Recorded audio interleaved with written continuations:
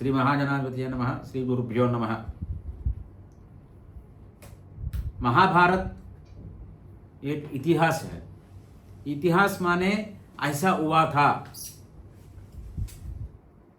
इस इतिहास में वेदव्यास महर्षि ने मानव अभ्युदय के लिए, मानव के विकास के लिए, एक मानव जैसे रहने के लिए क्या क्या करना चाहिए, क्या नहीं करना चाहिए, इस दिशा में एक उपदेश दिया था। इसमें बहुत सारे चीज़ों की वर्णना है। इसमें खासकर अनुशासन पर्व में भीष्म पितामह से धर्मराज युधिष्ठिर बहुत सारे सवाल पूछते हैं और उसका उत्तर देते हैं भीष्म पितामह, जो अम्बसैया पे लेटे रहे थे। एक संदर्भ में युधिष्ठिर ने पितामह से पूछा था कि पितामह, श्राद्ध हो, अन्य शुभ कार्य हो, उसमें छत्र और पादरक्षा माने चप्पल और छाता, इन दोनों की दान करते हैं। ऐसा दान करने से अच्छे फल मिलते हैं करके मानते हैं लोग।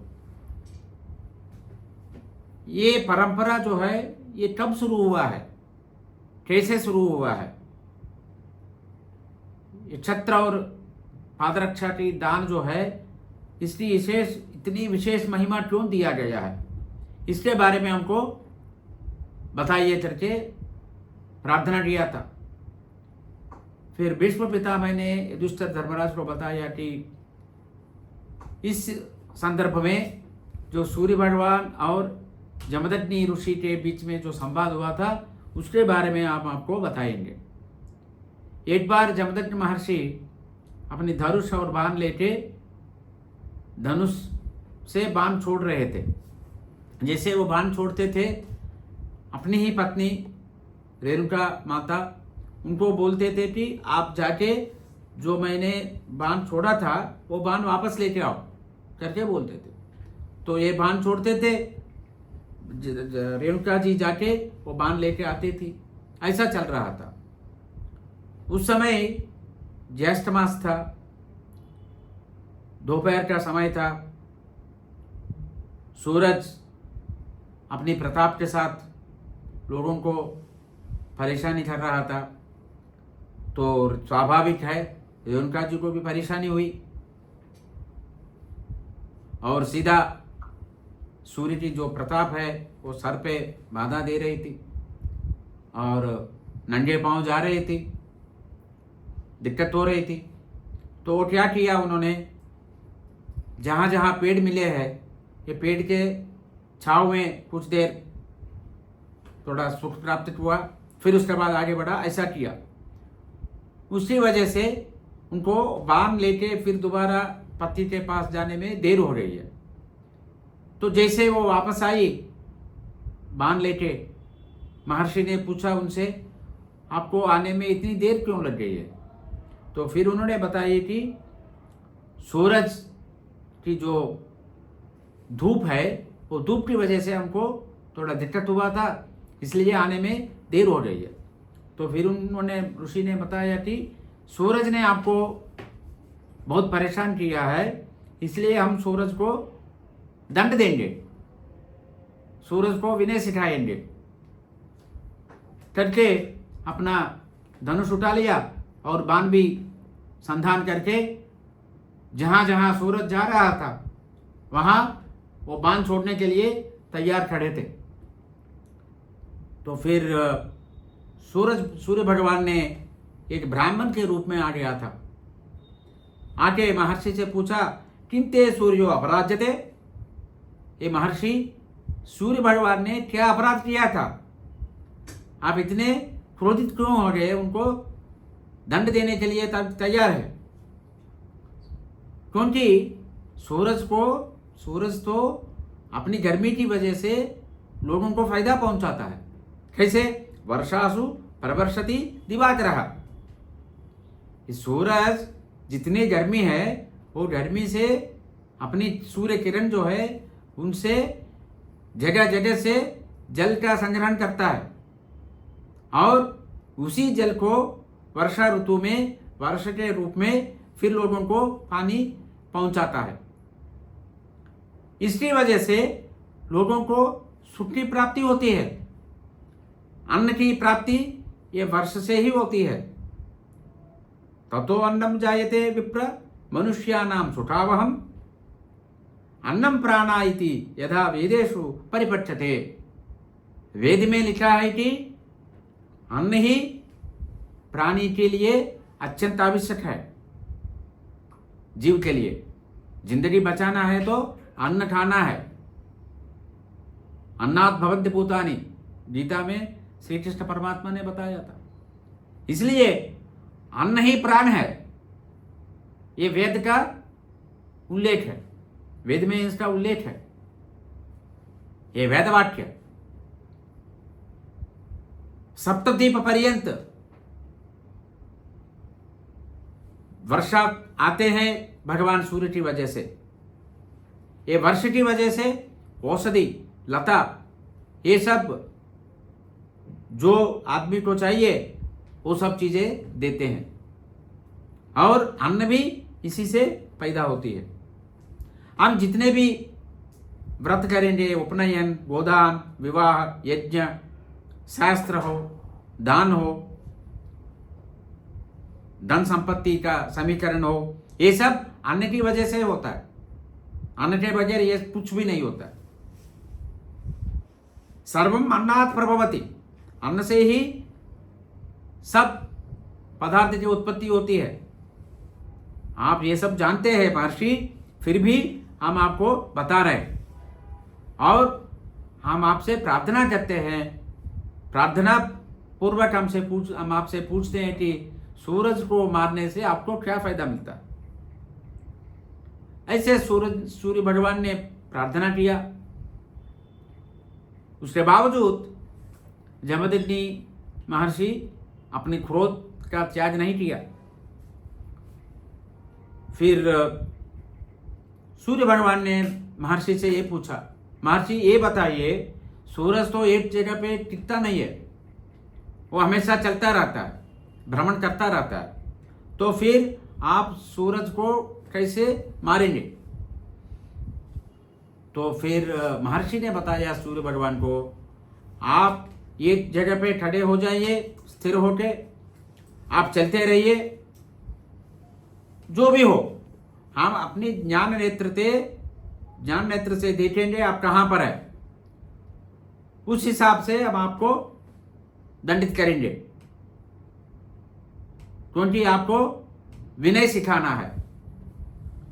और उन्होंने ये भी बताया कि मध्याह्न के समय पे, अपराह्न के समय पे आप आधा निमिष के लिए एक ही जगह पे स्थिर हो जाते हैं। मध्याह्ने वे निमेषार्थम तिष्ठति त्वं दिवाकर, उसी समय पे हम आपको मारेंगे। इसमें हमको कोई चिंता करने की जरूरत नहीं है करके जमदग्नि ऋषि ने सूर्य भगवान को बता दिया। फिर सूर्य भगवान ने फिर क्षमा याचना किया, महर्षि आप धनुर्धर में सर्वश्रेष्ठ है, आप हमको मार सकते हैं, ये हम जानते हैं, हमने अपराध किया है, हमने गलत किया है, इसलिए क्षमा याचना करते हैं करके उन्होंने बताया सूर्य भगवान को। जब महर्षि ने बताया कि आप शरण मांग रहे हैं हमसे, तो इसलिए आप निश्चिंत रहिए, भय का त्याग कर लीजिए, आपको हम अभय प्रदान कर रहे हैं। क्योंकि जो आदमी अपने शरण में जो आया है उनको मारते हैं, उसको पाप मिलता है। ब्रह्महत्या का जो पाप है वो पाप मिलता है, सुरापान करने से जो पाप मिलता है वो पाप मिलता है। इसलिए कभी भी जो हमारे शरण में आए हैं उनको उनका संहार नहीं करना है।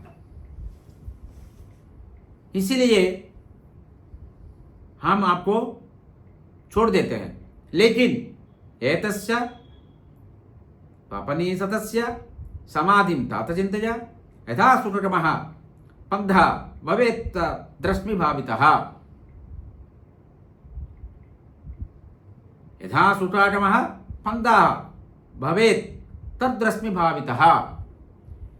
आपने जो अपराध किया है उस अपराध का समाधान के बारे में भी आपको सोचना पड़ेगा। आप अपनी सूरज की जो तीक्ष्ण किरण है उस किरण से लोगों को बाधा पहुंचाते हैं, इसलिए लोगों को इस परेशानी से बचने के उपाय बताइए। आप रास्ते में जो लोग जा रहे हैं, आपकी जो धूप है, धूप की वजह से कुछ दिक्कत नहीं होना चाहिए, ऐसा एक उपाय बताइए। आप करके बताए थे, वो मौन बैठे थे जमदग्नि महर्षि। फिर सूर्य भगवान ने उनको एक छाता दिया था और चप्पल दिया था। महर्षे शिरसस्त्राणम छत्रम मद्रश्मिवारणम प्रतिपुण्यस्व पद्भ्याम च त्राण अर्धम चर्मपादुके। ये महर्षि, ये छत्र आप ले लीजिए। ये छत्र जो है धूप से आपकी सिर जो है, सिर की रक्षा करती है। शिरस्त्राणम, शिरसस्त्राणम। और ये चर्म के पादुके है, पादुका है। ये पादुका पहनने से आपकी जो पद है, पांव जो है, उसकी रक्षा हो जाती है। इसलिए ये दोनों को आप ले लीजिए करके महर्षि को दे दिया। और फिर सूर्य भगवान ने यह भी बताया कि अद्य प्रभृति चैवेह लोके संप्रतिष्ठति पुण्यकेषु च सर्वेषु परम अक्षयमेव च। आज से दुनिया में ये छत्र और चप्पल, पादरक्षा जो है, ये प्रचार में आ जाएंगे। जो भी पुण्य कर्म होते हैं उसमें इन दोनों का दान करना बहुत महिमान्वित होता है। छत्र और पादरक्षा की दान करने से अक्षय पुण्य लोक की प्राप्ति होती है करके सूर्य भगवान ने बताया था। तो फिर भीष्म पितामह ने बताया युधिष्ठिर धर्मराज को। इस प्रकार से सूर्य भगवान ने यह छत्र और पादरक्षा दिया था। तब से इन दोनों का दान जो है विशेष रूप से लोग करते रहते हैं। तीनों लोकों में बहुत पुण्य की प्राप्ति होती है ये दोनों की दान करने से। इसलिए कोई सच्चा ब्राह्मण मिले उनको आप एक छाता का दान कीजिए, पादरक्षा का दान कीजिए। ये अत्यंत धार्मिक कार्यक्रम है। और जो लोग एक ब्राह्मण को ये छाता का दान देते हैं वो मरने के बाद परलोक में जो सुख होती है वो सुख की प्राप्ति होती है उनको, और वो इंद्रलोक में निवास करता है।